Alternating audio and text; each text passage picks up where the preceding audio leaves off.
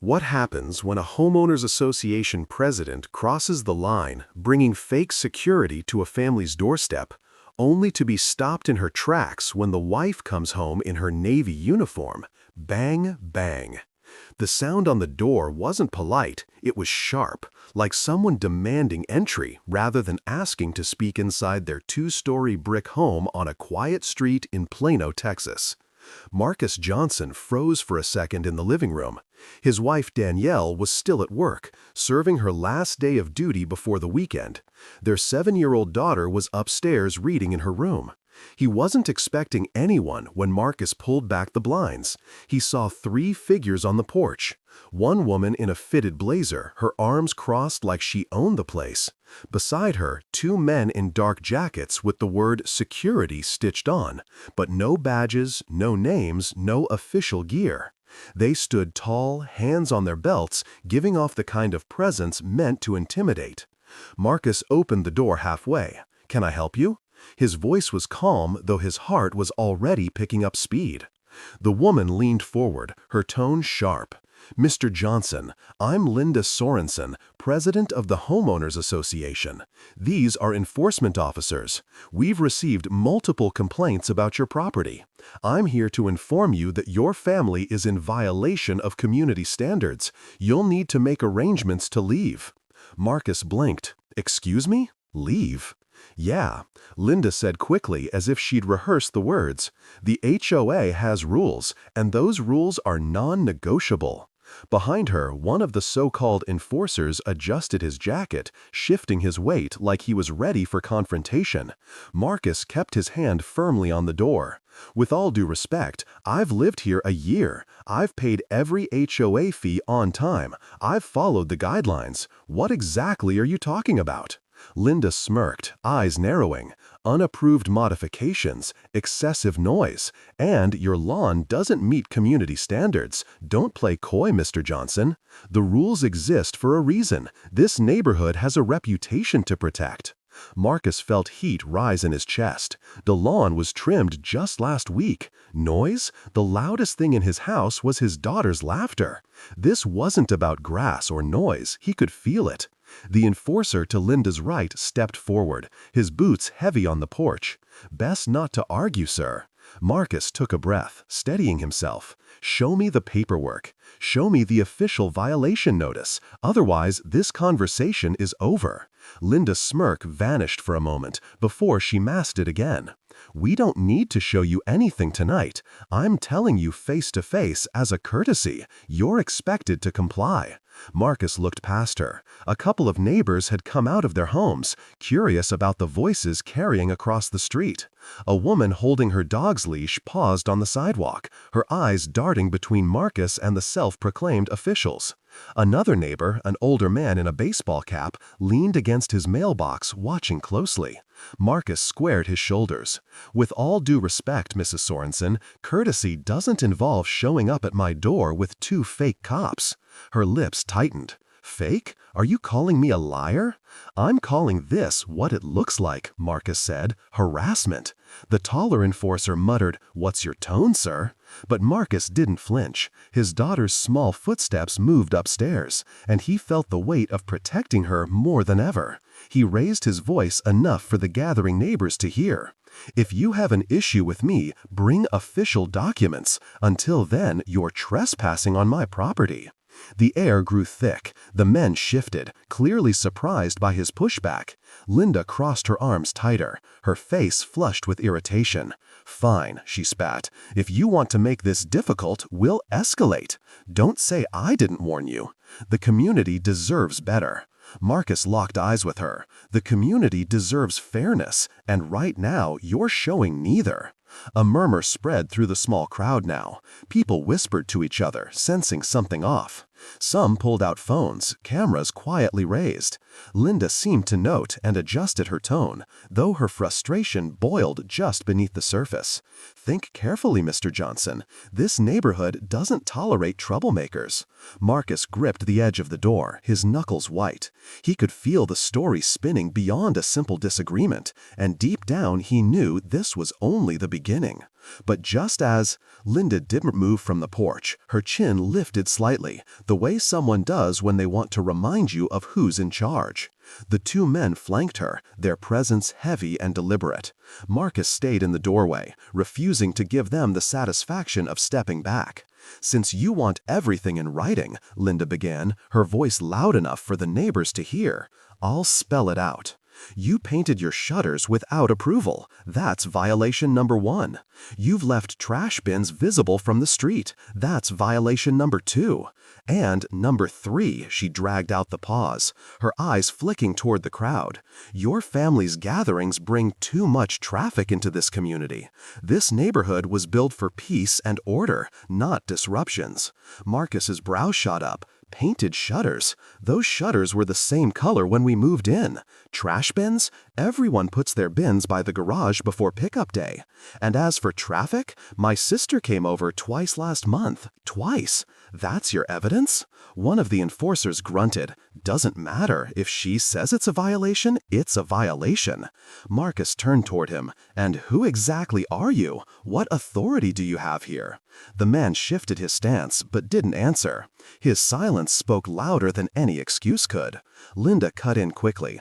"Mr. Johnson, these officers are contracted through the HOA. Their job is to make sure rules are followed. You can argue all you want, but the rules don't bend for anyone, not even you." Marcus clenched his jaw. "Then let me see the contract. Let me see your bylaws. You don't show up at someone's door with threats and vague accusations and expect them to just roll over." By now, the neighbor with the dog had stepped closer, tugging her golden retriever along, as if the show was too compelling to ignore. The man by the mailbox shook his head slowly, his eyes never leaving the so-called officers. A teenager across the street started recording on his phone. Marcus noticed all of it, and so did Linda. Her voice tightened. "Look, you might think you can talk your way out of this, but this community doesn't run on feelings. It runs on order. If you can't handle the standards, maybe this isn't the right place for your family." The words hung in the air. Some neighbors exchanged quick glances, whispers darting between them. Marcus could hear the weight of her message, the edge behind it. He leaned against the doorframe, refusing to break eye contact. "My family has just as much right to be here as anyone else. We worked for this home. We pay the same dues as everyone else. What you're doing right now, it's harassment dressed up as authority." The enforcer on the left stepped closer, his boots hitting the concrete with force. "You better lower your tone, sir. We're not here to debate." Marcus looked down at the man's jacket again. Still no badge, no patch, just a stitched word, security. He let out a short, humorous laugh. "Enforce? What? The way you're standing on my porch without a single piece of identification?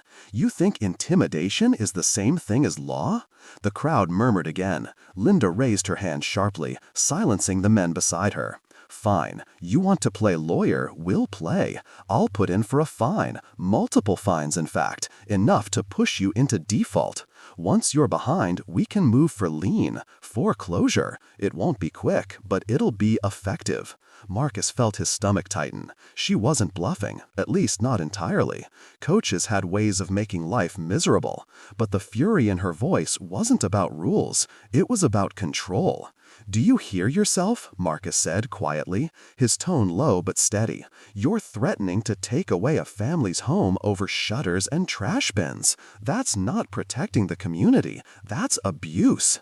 The older man by the mailbox finally spoke, his voice gravely. "Linda, that sounds extreme. Maybe this ain't the way to handle it." Her head snapped toward him. "Stay out of this, Harold. You don't know the details." "I know enough to smell something wrong," Harold replied, crossing his arms. The dog walker spoke next. "I've never heard a single complaint about this family. Their daughter plays with my niece. They've never been disruptive." Linda's face flushed red, her authority slipping as the crowd began to side with Marcus. She gestured quickly to the enforcers. "We're done here. He's been warned. Don't think this is over, Mr. Johnson." But Marcus didn't flinch. "I'm not going anywhere, not until you bring actual proof." The tension thickened, neighbors shifting, phones still recording. Linda turned sharply on her heel, her heels clicking against the pavement as she stormed off the porch. The enforcers trailed behind, their expressions hard but unsure. Marcus stood in the doorway, his pulse hammering. He knew this wasn't finished. Linda wasn't the... But as the small crowd lingered, the whispers grew louder, and Marcus realized this fight wasn't just between him and the HOA president. It was about to pull the whole neighborhood into the spotlight. The porch light cast a yellow glow across the driveway, but it wasn't just the Johnsons and Linda anymore. By now, at least a dozen neighbors had stepped out, drawn by the noise. Some stood on their lawns, others leaned against cars parked along the curb.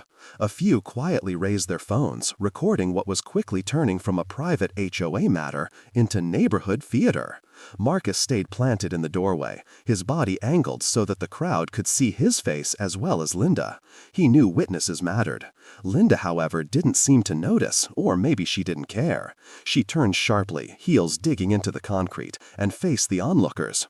"Everyone here should understand something. 2001.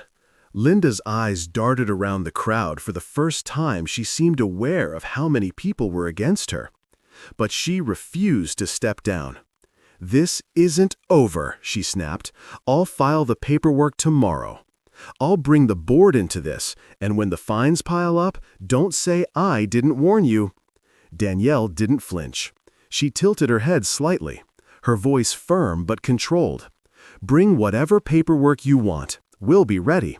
But next time you come without these men, and you come with actual evidence." A ripple of agreement spread through the crowd. Someone muttered, "She's right," loud enough for Linda to hear. Linda glared at Marcus, then at Danielle, her face twisted in frustration. The power she thought she held was slipping away, and everyone could see it.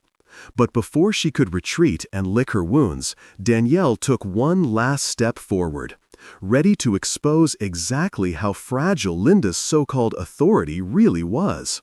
The driveway had turned into a stage. Neighbors stood shoulder to shoulder, now whispering, pointing, filming, while the Johnsons faced Linda and her two so-called enforcers. Every second stretched, like the entire block was waiting to see who would crack first. Danielle stood tall, the faint streetlight glinting off the pins on her navy uniform. She hadn't raised her voice, but she didn't need to. Authority radiated from her posture, the calm way she asked questions, the way she looked straight into people's eyes. It was a presence Linda couldn't match. "Gentlemen," Danielle said again, her tone firm but not angry, "show me your IDs. If you're really contracted security, you'll have credentials. And if you don't, you're trespassing, plain and simple." The taller man shifted, pulling at his jacket. His partner glanced nervously at the phones pointed at them. Finally, the shorter one spoke up. "Ma'am, we don't carry IDs. She just told us it was neighborhood enforcement, that's all." Gasps rippled through the crowd. Someone in the back muttered, "Knew it." Danielle's expression didn't change, but her voice carried like steel. "So you're admitting you're not licensed security? You're just here on her word?" The taller man finally broke. "Look, we were just asked to stand here. Look official, that's it." His voice cracked under the weight of the crowd's eyes. Linda spun on them, her voice rising. "Quiet, both of you, you're making this worse." Marcus stepped forward, crossing his arms. "No, they're making it clear. You brought two men to my home to scare us, and they've just admitted they don't have a shred of authority." Teresa, the woman with the dog, raised her phone higher. "Got it all on video." Linda's face reddened. "This is harassment against me now. I'm trying to do my duty as HOA president, and you people are twisting everything." Danielle's eyes narrowed slightly. "Harassment is what you did tonight. coming onto our property, threatening foreclosure without proof, parading these men around as if they had power. That's not leadership, that's intimidation. The crowd murmured louder, a swell of agreement washing over the Johnsons. Harold, the older man, stepped closer to the porch. "Linda, I've backed you in meetings before, but this ain't how business is done. Folks don't want bullies running this neighborhood. They want fairness." Linda pointed a trembling finger at him. "You don't know the pressure I'm under. Property values are everything. One wrong move and this neighborhood? Property values don't give you the right to target people." Danielle cut in, her voice sharp enough to silence Linda mid-sentence. "This isn't about grass or shutters. Everyone here can see that this is about who you think belongs and who doesn't." Silence fell. That truth hit harder than any threat. The enforcers looked ready to leave, shifting awkwardly as the weight of the crowd pressed down on them. Finally, the shorter one muttered, "We're done here," and started stepping back toward the street.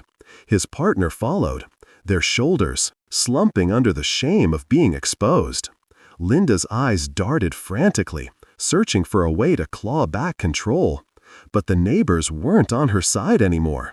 Marcus's voice was steady now, fueled by the support around him. "You can file your paperwork, you can send your letters, but from now on, everything you try will be met with transparency. No more intimidation behind closed doors." Phones lowered only slightly, still aimed, still recording. The community had shifted the balance of power, wasn't in Linda's hands anymore. It was in the eyes of every neighbor who saw her tactics laid bare. Danielle stepped closer, her presence unshakable. "Go home, Mrs. Sorensen. Tonight you lost more than an argument. You lost the trust of the people you claim to represent." For the first time all evening, Linda faltered. Her eyes darted, her breath quickened. And without another word, she turned sharply and started down the driveway. Some neighbors exchanged glances, others whispered. The tension didn't vanish, but something new replaced it: solidarity. Marcus exhaled, finally turning to Danielle. "You came home just in time." Danielle placed a hand on his arm, her voice soft but certain. "We'll handle this together." Their daughter peered from the upstairs window, small fingers pressed against the glass, watching her parents stand firm. While Linda walked away into the dark, her heels clicking against the pavement, everyone knew this confrontation wasn't finished. It was only moving to a bigger stage. For a long moment, the neighborhood felt frozen in the aftershock of Linda's retreat. Her heels had barely disappeared down the block when conversations broke open across the crowd. Some neighbors whispered in disbelief, others shook their heads, and a few stepped closer to Marcus and Danielle, like they wanted to show solidarity. Harold spoke first, his gravely voice cutting through the chatter. "I don't like trouble, but I'll tell you this, she went too far tonight, threatening foreclosure without a single piece of proof, bringing along two men who admitted they ain't licensed. That's desperation." Teresa nodded, her dog tugging at the leash impatiently.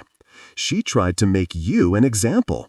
If nobody stood up, she would have done it to someone else next."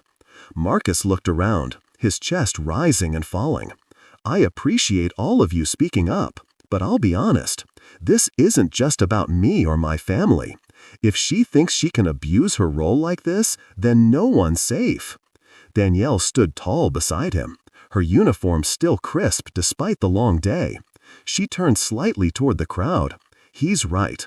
Power without accountability is dangerous, and tonight we all saw how easily it can be misused." A man from across the street, wearing a Dallas Cowboys hoodie, raised his hand like he was in a town hall. "What happens now? She's still HOA president. She still has the board behind her." Danielle's eyes locked on his. "That depends. Above the law, they have bylaws, yes, but those bylaws are bound by state and federal law. You can't enforce rules without due process. You can't threaten foreclosure without proper notices. records and votes. And you certainly can't send unlicensed men to intimidate families.